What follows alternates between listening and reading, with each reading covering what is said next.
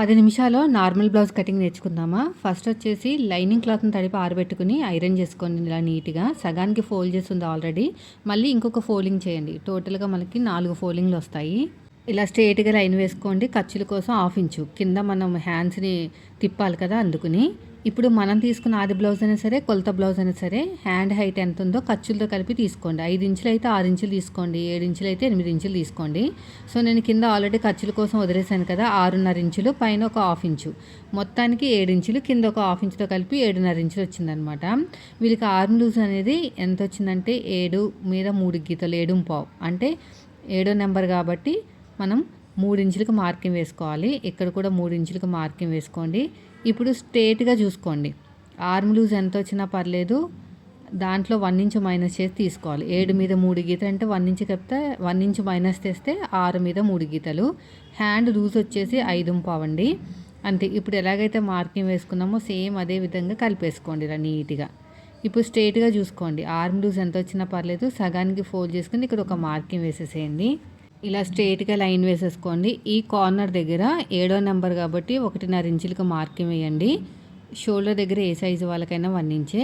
ఇప్పుడు curve scale తీసేసుకొని ఇలా నీట్‌గా కర్వ్ అనేది తిప్పేసేయండి. మళ్ళీ ఉల్టా తిప్పేసుకొని ఇంకొక షేప్ ఇచ్చేసేయండి. ఈ కర్వ్ తిరిగిన చోట ఒక హాఫ్ ఇంచ్ లోతు, ఆర్మ్ లూజ్ తగ్గించి మన వైపుకి 1 ఇంచ్ మార్కింగ్ వేసుకుని మళ్ళీ కర్వ్ స్కేల్తో నీట్‌గా ఇలాగా కర్వ్ అనేది తిప్పేసేయండి. ఇలా నేను చూపిస్తున్నాను చూసారా అలాగా. అంతే. ఇప్పుడు ఎలాగైతే మార్కింగ్ వేసామో సేమ్ అదే విధంగా కటింగ్ చేసేసుకోండి ఇలా నీట్‌గా. ఇక్కడ స్ట్రెయిట్‌గా ఇలా కట్ చేసుకుంటే మనకి సైడ్‌కి అతుకులు కావాల్సినంత క్లాత్ ఉంటుందన్నమాట. ఇప్పుడు మిడిల్ ఒక చిన్న టక్ ఇచ్చుకోండి. 2 లేయర్స్ని సపరేట్‌గా తీసేసుకుని ఫ్రంట్ పార్ట్ లోత్ అనేది కేవలం 2 లేయర్స్కి మాత్రమే తీసుకోవాలి. ఇలా నీట్‌గా ఇలాగా కట్ చేసుకోండి సరిపోతుంది. అయిపోయిందండి. ఇది ఒక మార్కింగ్ వేసేసుకొని దీన్ని తీసి ఇంకా పక్కన పెట్టేద్దాము. నెక్స్ట్ వచ్చేసి ఫోల్డింగ్ అనేది మన వైపుకు ఉండాలి. కోరాస్ అనేవి ఆపోజిట్లో ఉండాలి. ఎల్ స్కేల్ తీసుకుని ఇలా స్ట్రెయిట్‌గా ఇలా లైన్ వేసేసేయండి. కింద మీరు ఏమైనా హైట్ పెంచాలంటే ఇక్కడే పెంచుకోవచ్చు. నేనేం పెంచట్లేదు. చెస్ట్ లూజ్ వచ్చేసి 8 మీద 7 గీతల, పాత ఒక 9 ఇంచులు అనమాట. ఎగస్ట్రా ఖర్చు కోసం 2 ఇంచులు. బ్లౌజ్ హైట్ వచ్చేసి 13.5 ఇంచులు. ఖర్చుల కోసం ఇంకొక పైన కింద ఒక హాఫ్ ఇంచు తీసుకోండి. ఇక్కడ కూడా పాత ఒక 9 ఇంచులు, ఎగస్ట్రా ఖర్చు కోసం 2 ఇంచులు. స్కేల్ తీసేసుకుని ఇలా లైన్ వేసేసుకోండి. ఇలా మొత్తం కూడా ఇక్కడ కూడా అంతే. ఇక్కడ ఎగస్ట్రా ఖర్చు కోసం 2 ఇంచులు. ఇప్పుడు నెక్ విడ్త్ వచ్చేసి మొత్తానికి ఫుల్గా వచ్చేసి నేను 5.5 తీసుకున్నాను. నెక్ విడ్త్ వచ్చేసి 2 ఇంచులు, ఖర్చుల కోసం 1/2 ఇంచు. నెక్ డీప్ వచ్చేసి 7.5 ఇంచులు. వీళ్ళకి మరి తక్కువ ఉంది నెక్ డీపు, అందుకనే 5.5 తీసుకున్నాను. యాక్చువల్గా ఈ సైజు వాళ్ళకి 5 ఇంచులు సరిపోతుంది. పైన నేను 2 ఇంచులు తీసుకున్నాను కదా, కింద 3 ఇంచులు తీసుకున్నాను. మళ్ళీ పట్టేసినట్టు ఉంటుందండి. కర్వ్ స్కేల్తో నీట్గా ఇలా కర్వ్ అనేది తిప్పేసుకోండి. ఇప్పుడు ఇక్కడ చూడండి, ఇక్కడ కూడా అంతే 5.5 తీసుకుని ఇలా లైన్ వేసేసుకోండి. చంక డౌన్ నేను 5.5 తీసుకుంటున్నాను. 7.5 రావాలి చంక రౌండ్ అనేది. ఇక్కడ 5.5 తీసుకుని ఒకసారి చెక్ చేస్తాను ఆర్మ్ లూజ్ అనేది మ్యాచ్ అవుతుందా లేదా అనేది. ఇక్కడ కర్వ్ లైన్ తోటి నీట్గా ఇలా కర్వ్ అనేది తిప్పేసుకోండి. షోల్డర్ దగ్గర ఎంత అయితే ఖర్చు కావాలో అంత ఖర్చు వదిలేసుకుని నీట్గా ఇలాగా తిప్పేసేయండి. అయిపోయిందండి. ఇక్కడ చూడండి 5.7 అనమాట. చెస్ట్ వచ్చేసి పాత ఒక 9 ఇంచులు. ఇప్పుడు ఇక్కడ చూడండి కరెక్ట్గా మ్యాచ్ అవ్వాలండి.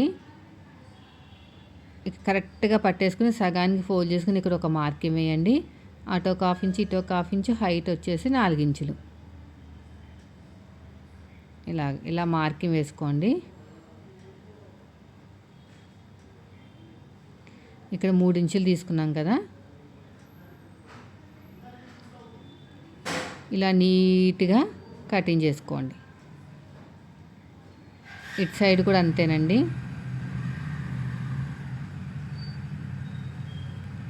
ఇలా కట్ చేసుకుంటూ వెళ్ళిపోండి. ఇలా మొత్తం కూడా ఈ సైడ్ కూడా ఎగస్ట్రా ఉన్న క్లాత్ని కట్ చేసేయండి. ఇక చిన్న చిన్న టక్స్ ఇచ్చేసుకోండి. బ్యాక్ పార్ట్ అని ఇక్కడ ఇక్కడ చిన్న టక్, ఇక్కడ చిన్న టక్కే. ఇదే మార్కింగ్ అడుగు భాగంలో పెట్టేసుకోండి, సరిపోతుంది. ఇప్పుడు ఫ్రంట్ పార్ట్ కటింగు. ఫోల్డింగ్ అనేది ఆపోజిట్లో ఉండాలి, కోరాస్ అనేవి మన వైపు ఉండాలన్నమాట. ఇప్పుడు ఫ్రంట్ పార్ట్ ఫోల్డింగ్ అనేది మనకి ఆపోజిట్లో ఉండాలి, కోరాస్ అనేవి మన వైపుకు ఉండాలన్నమాట. ఇలా చూసారు కదా వీడియోలో ఎలా పెడుతున్నాను, ఇలా క్రాస్గా పెట్టాను. క్రాస్ కటింగ్ బ్లౌజ్ కాబట్టి క్రాస్గా పెట్టుకోవాలి. ఇలా మొత్తం కూడా యాస్టీస్గా మార్కింగ్ వేసేసేయండి. ఇలా చక్కగా మార్కింగ్ అనేది వేసేసుకోండి. చూస్తున్నారు కదా వీడియోలో ఎలాగైతే మార్కింగ్ వేస్తున్నారో అలాగనమాట. ఇలా యాస్టీస్గా మార్కింగ్ వేసేసుకుని సైడ్ కూడా కొంచెం ఎక్కువే తీసుకోండి, తక్కువ మాత్రం తీసుకోవద్దు. స్కేల్ తోటి ఇలాగా నీట్గా మార్కింగ్ అనేది వేసేసుకోండి మన వైపు నుంచి అంతా కూడా.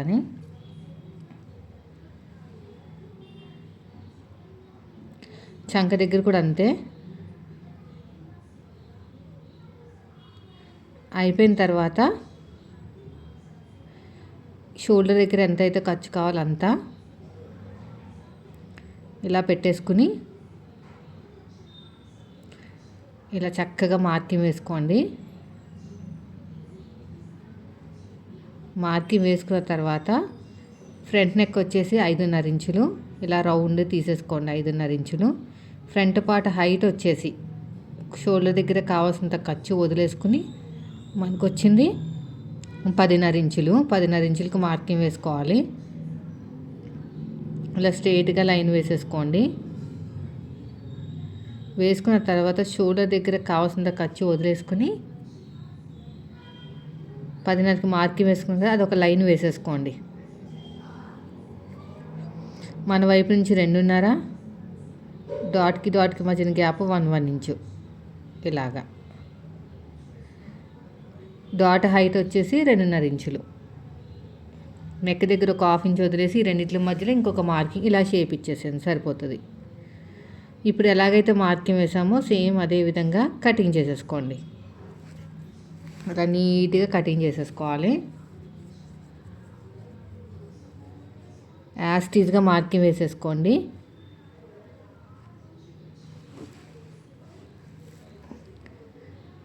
యాస్టీస్గా చూడండి, ఇక్కడ ఎలాగైతే మార్కింగ్ వేసామో అలాగ ఒక 1/2 ఇంచ్ లోతు. ఇటు సైడ్ కూడా అంతే. ఈ నెక్ దగ్గర కూడా ఇలా నీట్గా ఇలా క్రాస్గా కట్ చేసుకుని ఇక్కడ కూడా ఇలా కట్ చేసుకోవాలి.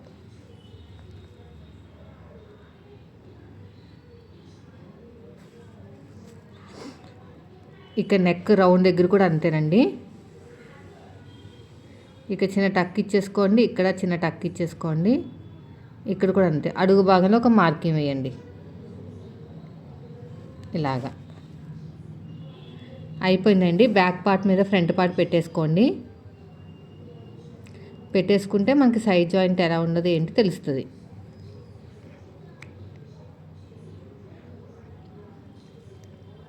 బ్యాక్ పార్ట్ మీద ఫ్రంట్ పార్ట్ పెట్టేసుకోండి ఇలాగా.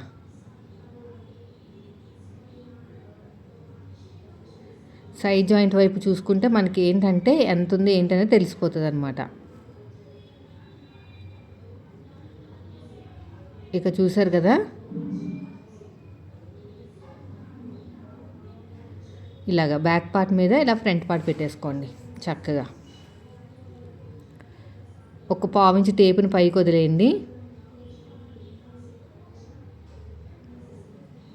ఇలా ఒక 1/4 ఇంచ్ వదిలేస్తే నాకు పావుతొక్క 3 ఇంచులు వచ్చింది.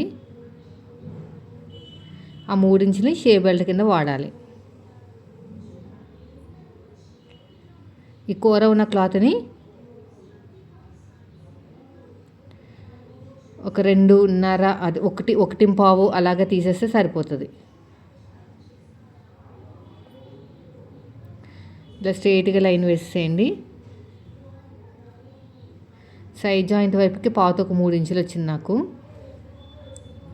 పొడుగు వచ్చేసి 10.5 ఇంచులు. సైడ్ జాయింట్ వైపుకి పావుతొక్క 3 ఇంచులు. ఇక్కడ ఉక్సుపట్టి కాజాపట్టి వైపుకి 3.5 అంతే. ఇలా నీట్గా ఇలా కట్ చేసుకుంటూ వెళ్ళిపోవటమే. ఇక చిన్న టక్ ఇచ్చేసేయండి. అదేవిధంగా ఇంకొక లేయర్ కూడా కట్ చేసేయండి. ఇక్కడ ఇంకొక లేయర్ కట్ చేయకపోతే అస్సలు రాదండి. ఇలా నీట్గా కట్ చేసుకోవాలి, ఇలా మొత్తం కూడా. వీడియో నచ్చితే మాత్రం లైక్ చేయండి. ఇక్కడ కూడా అంతేనండి. ఇలా కట్ చేసుకున్నామంటే చాలా సింపుల్గా అయిపోతుంది బ్లౌజ్ అనేది. వీడియో నచ్చితే మాత్రం లైక్ చేయండి. ఫ్రంట్ పార్ట్ నెక్ డీప్ ఎక్కువైతే భుజాలు జారిపోతాయి.